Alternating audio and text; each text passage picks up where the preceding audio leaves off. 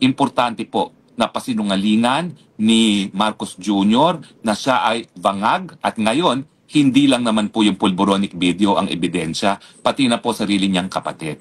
At ngayon naman, ang sinasabi niya, hindi yan ang kapatid ko. Hindi yan ang kapatid kong kilala ko si Amy. Unang-una sa tingin ko po, para sabihin niya na yung Amy Marcos na nagsalita sa Luneta ay hindi niya kapatid, pureba po yan na talagang matindi ng epekto sa kanya ng cocaine.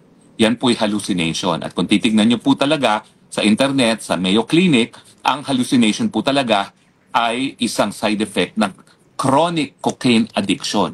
Yan po'y ebidensya na naman na siya ay high para sabihin niya yung kapatid niya ay hindi niya kapatid.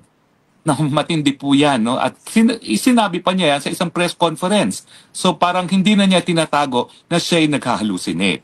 Baka naman sabihin niya, sasalita ng ganyan, na siya ay bangaga isang AI.